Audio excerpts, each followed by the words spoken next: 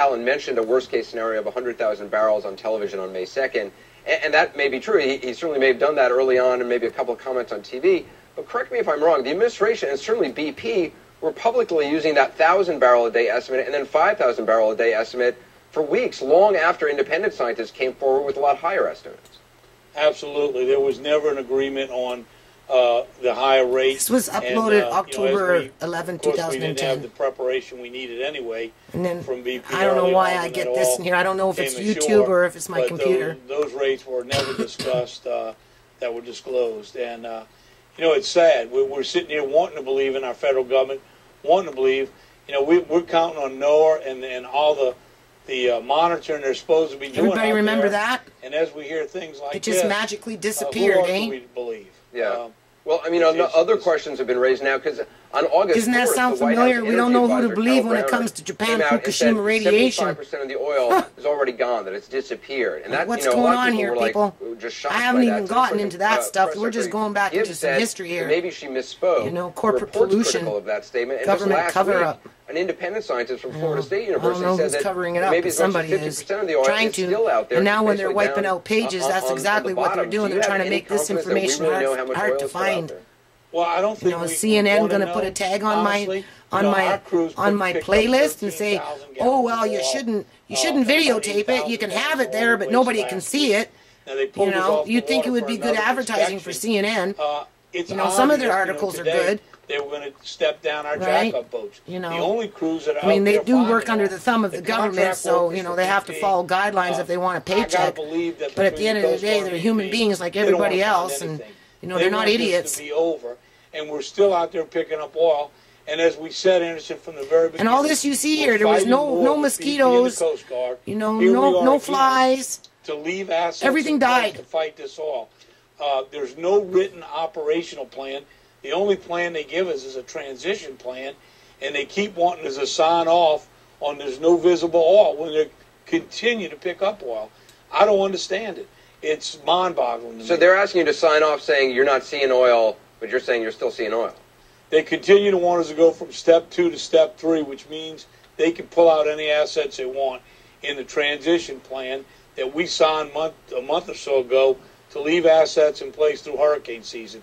And every day they're ratcheting down, pulling stuff out, and in this thick document they say it gives them the right to do that when there's no oil on the surface. But our crews, the local fishermen, are the only ones picking up oil. Somehow their crews seem not to see anything. It still blows my mind that they've got all these people out there on the payroll not finding any oil, but the local fishermen that they keep trying to downsize keep finding oil. Let me ask you, this report, in addition to being very critical of the White House, they're also critical of local officials, including yourself. In a section of the report they call the Boom Wars, they write, quote, President Nungasser deplored the lack of available boom and that, quote, directions went out to keep the parishes happy, in quotes, which resulted in operational decisions that may have been politically motivated. They go on to say it was a, quote, serious distraction that took time away from responders' ability to focus on the spill. They were basically saying that, you know, local officials like yourself were, you know, calling for more boom. The White House said, you know, keep those parish presidents happy and the parish officials happy, and that they were basically deploying in boom that in places that it didn't need to go to, and that it was useless and maybe causing more damage in some places. Do you buy that? Well, no, they're damn liars. And I'm going to tell you this. We never got the first order of ocean boom.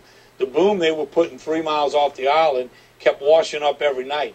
We told them from day one it was useless, but they put it out there as a dog and pony show.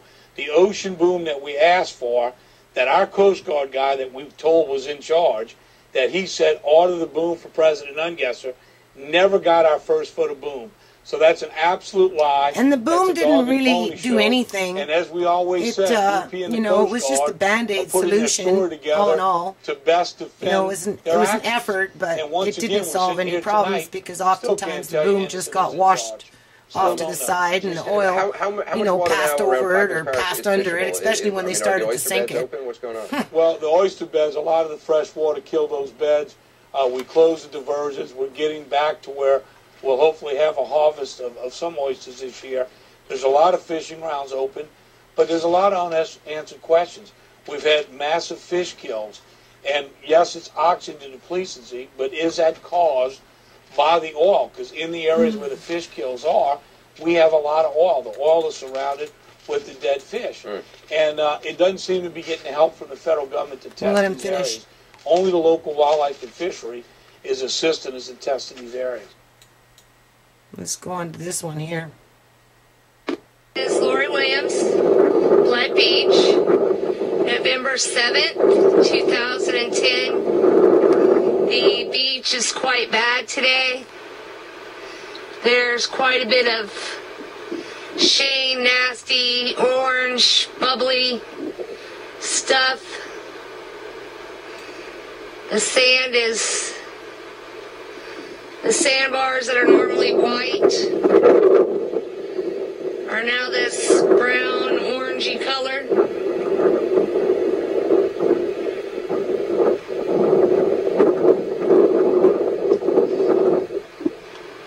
I'm doing a juggling act here. Like I said, the bayou is filling in. I think it's taking place from the beach erosion. All this marsh here has died. Yeah, this is sad. As you can see, that's Bubba's stump that he used to always sit on. Now this is where the water, when a high tide's in, this is where the water's actually coming up to. This is believed to be tar balls that have been tar patties, tar balls that have been uncovered. Since the erosion is taking place, the tar balls and the patties have now starting to come up.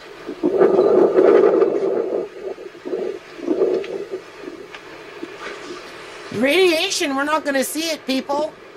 You know, we might see some derbis coming in on shore, but we're not going to be so lucky and see tar balls. I don't know what we're going to see when shit hits the fan on the west coast of Canada, because it's coming.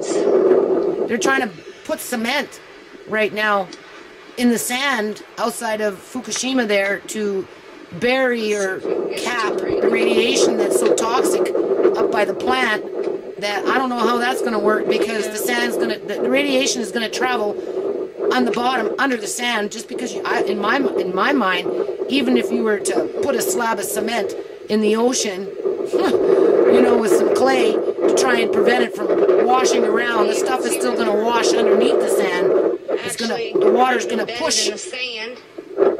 So we're in trouble. Nobody's talking about that yet, though. You know, here we can see it. Radiation we won't be able to see. So I don't know how we're going to deal with that.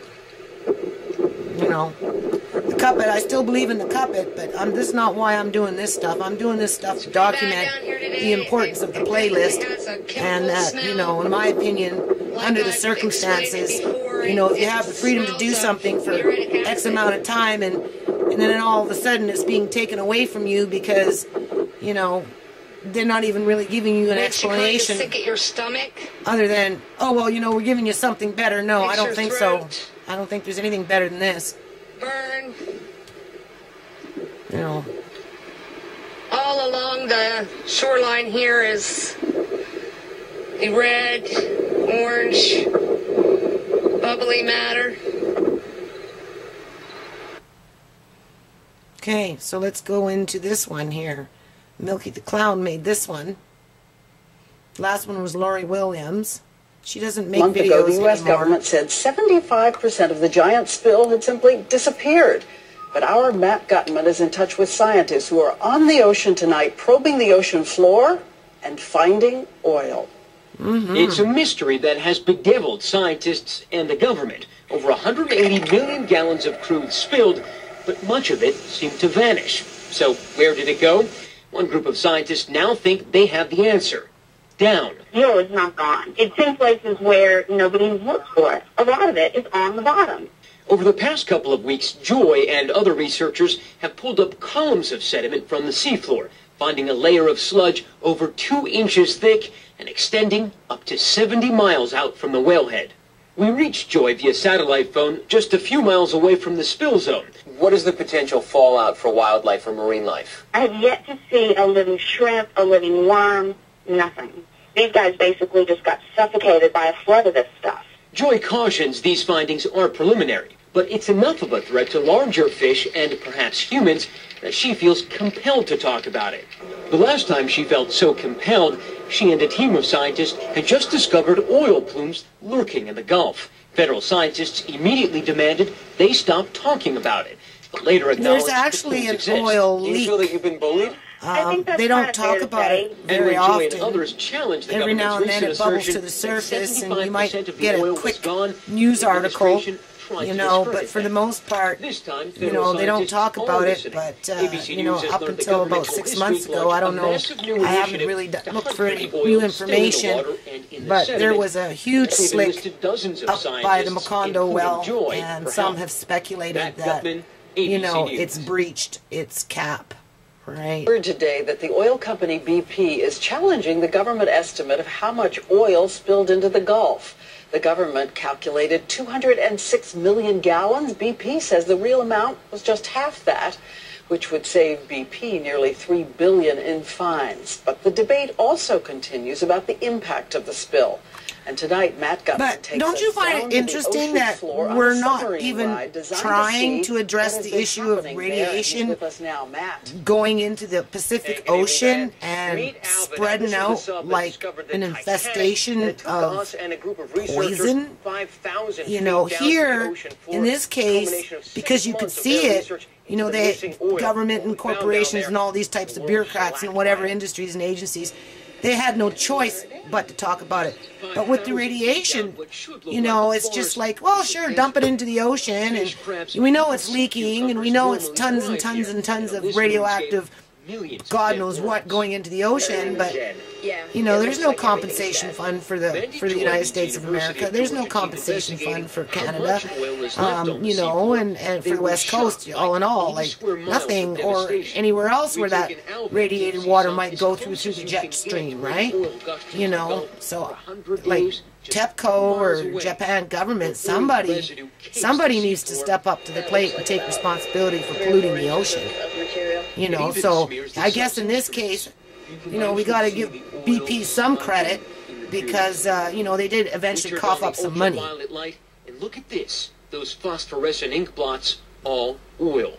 We're just trying to figure out whether your numbers were accurate. So we asked the government about all of this oil. They say they're still trying to calculate how much oil is down here. Like most, they're not sure how big the impact area is or how long it could last. Many of these things are going to take a long, long time to turn over, years to decades. But catching a glimpse of this devastation in person is invaluable. Comfortable, it's not. I just want to see the array of legs here that attaches to people. So this is where the pilot would sit, and he'd be kind of scrunched up against this little tiny window there looking in there. Inside, it's about the size of a car's interior. But to dive into these waters is to enter a world of splendor. It's also to enter a small fraternity, a very icy rite of passage. Dan, I want you to see this cup. We took this, put it on Alvin, went 5,000 feet down. The pressure there is so intense that it shrank it to this. Now, Alvin is going back out to sea to hunt for more oil this weekend. It's its last trip out. It's going nice, to but where's the follow-up? 40 years in you know, service. we need the follow-up, people. Show us again how small is that? We need Greg back out there with history tours. See what it says?